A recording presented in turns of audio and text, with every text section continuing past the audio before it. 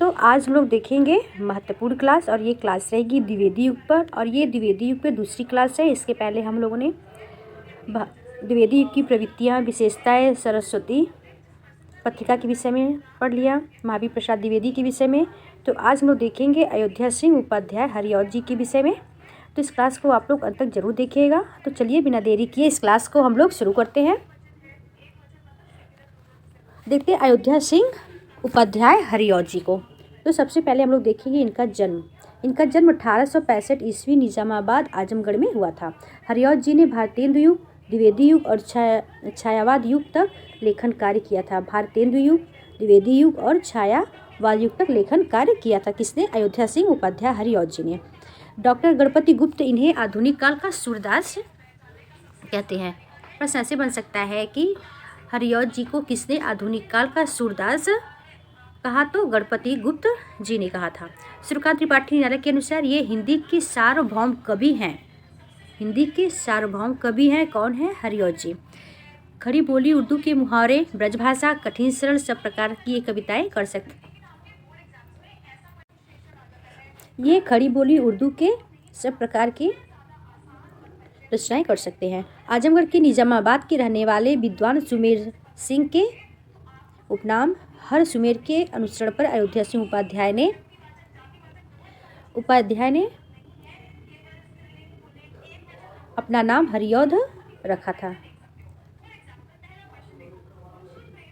आगे देखते हैं, इन्हें कवि सम्राट भी कहा जाता है हरिऔध जी को। 1924 ईस्वी में ये हिंदी साहित्य सम्मेलन के अध्यक्ष भी बने थे।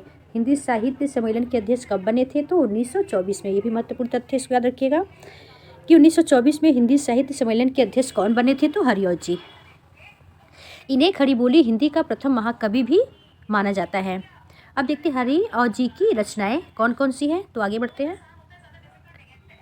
तो सबसे पहले देखेंगे इनका नाटक प्रद्युम्न विजय 1893, रुक्मणी परिणय 1994। ये दोनों इनका महत्वपूर्ण नाटक है।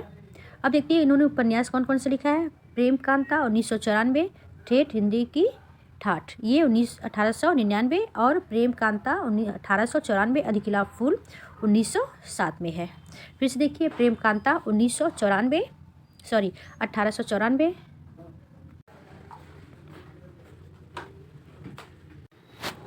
देखते हैं आलोचना ग्रंथ हिंदी भाषा और साहित्य का विकास 1930 में। कबीर वचनावली का संपादन, भूमिका अनुवाद ग्रंथ कौन कौन से इनका है। वेनिस का वाका, रिपवान बिकेल, नीति निबंध, उपदेश कुसुम, विनोद वाटिका, स्फुट काव्य संग्रह। ये इनका महत्वपूर्ण अनुवाद ग्रंथ है। ये भी महत्वपूर्ण है। तो आगे देखते हैं। अब देखते हैं इनके स्फुट काव्य ग्रंथ। सबसे पहले देखेंगे हम लोग रसिक रहस्य जो 1899 है। प्रेमांबु वारिधि प्रेम प्रपंच 1900 में है। प्रेमांबु श्रवण प्रेमांबु प्रवाह 1901 में है। प्रेम पुष्पहार 1904 में। उद्बोधन 1906 में। काव्यवन 1909 में। आगे बढ़ते हैं।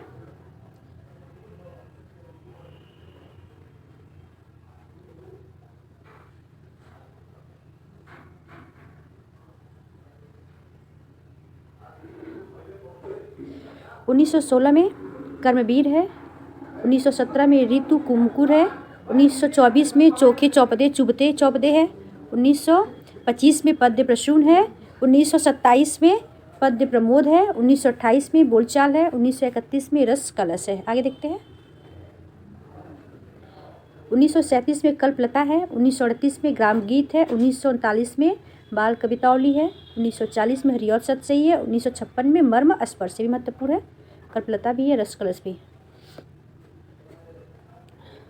अब देखते हैं इनके प्रबंध काव्य कौन कौन से रहे हैं।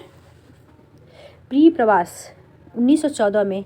वैदेही वनवास 1940 में है। पारिजात 1936 में है। कुछ पुस्तकें 1937 में है। तो सबसे पहले देखेंगे प्रिय प्रवास के विषय में। प्रिय प्रवास में कितने सर्ग है? तो 17 सर्ग है। ये महाकाव्य है। प्रिय प्रवास में कितने सर्ग हैं? तो 17 सर्ग हैं। इसे खड़ी बोली हिंदी का प्रथम महाकाव्य भी कहा जाता है। यह भागवत पुराण की कथा पर आधारित है। किस पे आधारित है? तो भागवत पुराण की कथा पर आधारित है। आचार्य रामचंद्र शुक्ल प्रिय प्रवास को महाकाव्य नहीं मानते।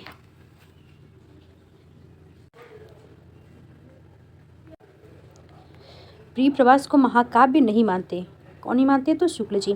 कृष्ण और राधा पर आधारित इस महाकाव्य में इन दोनों को समाजसेवी के रूप में दिखाया गया है। प्रिय प्रवास का प्रारंभ में नाम क्या था? ब्रजांगना विलाप था।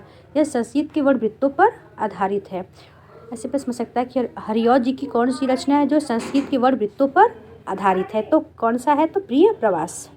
ऐसे प्रश्न हो सकता है कि किस रचना में कृष्ण और राधा को समाजसेवी के रूप में दिखाया गया है? तो प्रिय प्रवास में। चलिए आगे बढ़ते हैं।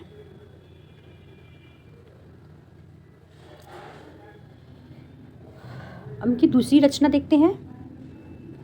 दूसरी रचना पारिजात। इसमें 15 सर्गों का महाकाव्य जो धार्मिक तथा आध्यात्मिक विषयों को आधार बनाकर लिखा। वैदेही वनवास। वैदेही वनवास में कितने सर्ग है? तो 18 सर्ग है। ये भी महाकाव्य है। पारिजात, वैदेही वनवास, प्रिय प्रवास इनके महाकाव्य है जो वाल्मीकि रामायण की कथा पर आधारित है। वैदेही वनवास। ऐसे प्रश्न हो सकता है कि हरिऔध जी की कौन सी रचना है जो वाल्मीकि रामायण पर आधारित है? तो वैदेही वनवास। इसमें राम के द्वारा सीता के निर्वासन की कथा वर्णित है। आज के लिए इतना ही। अगर मेरी वीडियो आपको अच्छी लगे तो लाइक और सब्सक्राइब जरूर करिएगा। तब तक के लिए नमस्कार।